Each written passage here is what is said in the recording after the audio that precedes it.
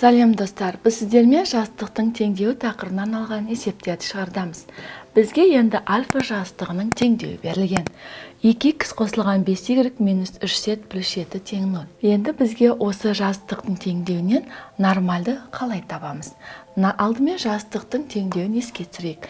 Теңдеуіміз ax плюс by плюс cz плюс d тең болатын 0-ге. Есімізге салсақ, нормаль векторының координатасы осы жастықтағы a, b, c, яғни x, y, z айнымалысының алдындағы коэффициентке тең болатын.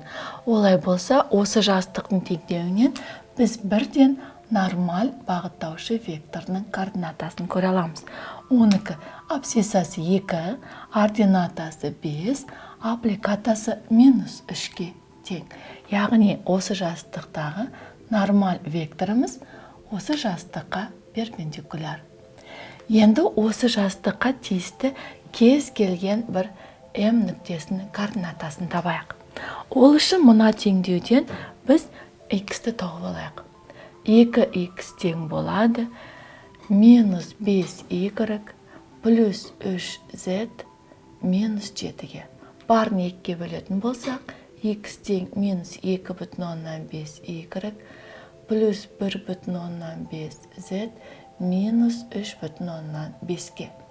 Енді бұл жердегі айнымалы y пен z-ге кез келген санды өзіміз қоя аламыз.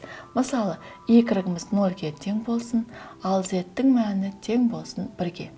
Сонда x-тің мәнін табатын болсақ, x тең минус 2,5-ті көбейтеміз 0-ге, қосамыз 1,5-ті көбейтеміз 1-ге, және азайтамыз 3,5-ті. Сонда x-тің мәні тең болады минус 2-ге. Сонда осы альфа жастыққа тиісті кез келген М нүктесінің координатасы абсцисасы минус 2-ге, ординатасы 0-ге, ал аппликатасы 1-ге тең.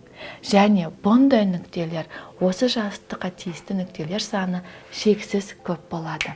Балалар, біз сіздермен қарастырдық жазықтықтың теңдеуіне арналған есептердің шығару жолдарын.